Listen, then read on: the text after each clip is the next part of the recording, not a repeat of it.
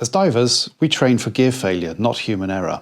In this video, I take a look at the book Under Pressure and how some of the concepts can transform the way that we think underwater.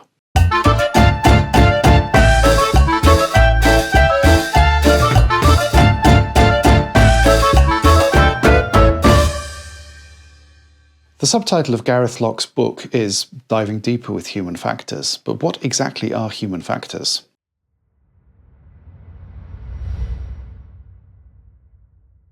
Human factors is a scientific discipline that looks at the performance, interactions, health and well-being of humans inside a larger system, which can include other humans but also equipment.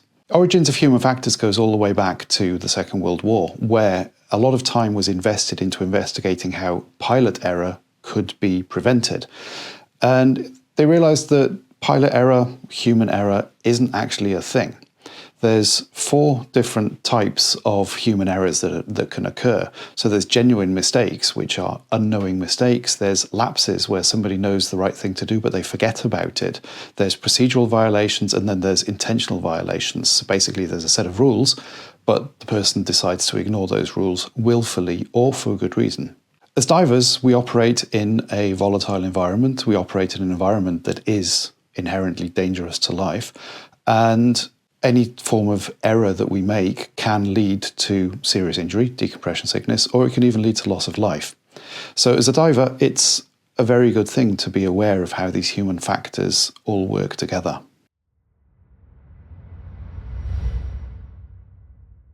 Some of the core concepts of human factors are situational awareness, communication and decision making, but also creating a just culture and learning from mistakes.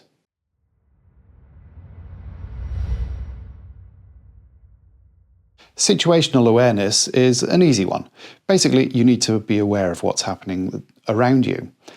We've all seen that video somewhere on Instagram of 2 students doing an air share drill with a big whale shark swimming behind them, and they don't notice the whale shark until the instructor shows them the video later. That's a perfect example of how task loading can affect us underwater. So basically, like I said at the beginning, we train for equipment failure, we train for equipment malfunction, we train for situations underwater. We don't train to think differently while we're underwater. So building up skills actually helps us to raise our situational awareness, because as the skills get easier, as they become more automatic, the level of task loading decreases. Our brain has more capacity to actually process all the inputs from the environment around us.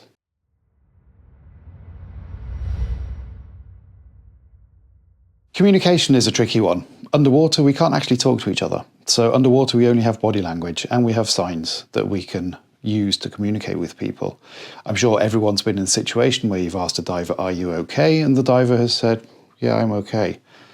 Is that diver really okay? They've given you the okay sign. Did their body language say they were okay? Communication starts above water, and it starts a long time before the dive even starts. Even above water, non-verbal communication has a far greater impact than verbal communication. How we say something is often far more important than what we actually say.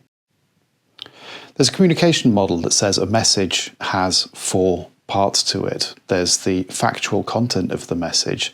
There's a self-revelation component of the message, where the sender of the message gives up information about himself. There's a request in the message, basically saying what the sender of the message wants the recipient to do. But then there's also a relationship layer in the message. Depending on the relationship gradient, the message can have a totally different connotation, even if it's exactly the same words. Communication is also an important part of decision making.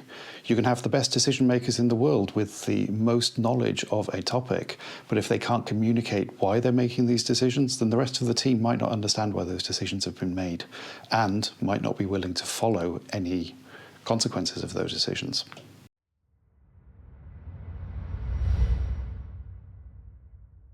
The final core concept is the creation of a just culture. A just culture is an environment where people feel able to admit to their mistakes. They don't fear retribution for having made a mistake. If the mistake was a genuine mistake, we should be able to admit to this and say, okay, look, I messed up, I've learnt my lesson. By creating a just culture, we can prevent little mistakes from developing into very large mistakes, which can have the result of injuries or fatalities.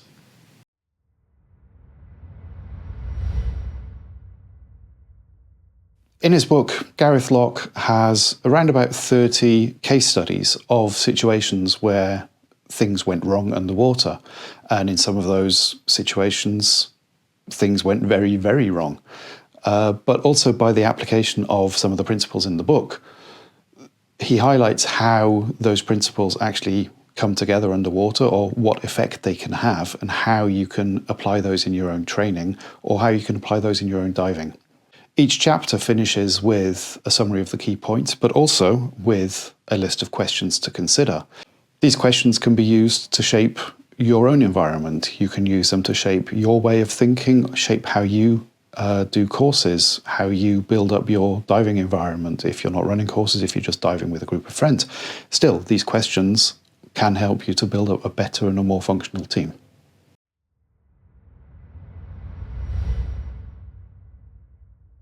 One of the key takeaways for me from this book is communication. Communication is something that's very, very important, and it's basically the underlying principle of everything. If you can communicate, you can help to create a just culture. You can help to discuss why you've made decisions. It goes into the briefing and the debriefing model as well. So that's one of the main takeaways for me.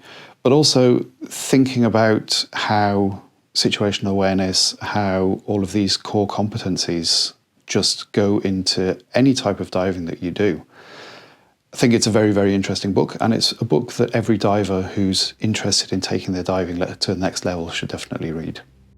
If you've ever had close call underwater, I think this is a book you should probably read. Have you ever caught yourself making a human mistake or an unknowing mistake underwater? Let me know down in the comments below.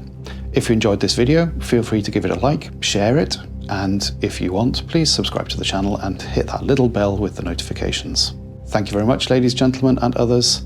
Dive safely and have fun.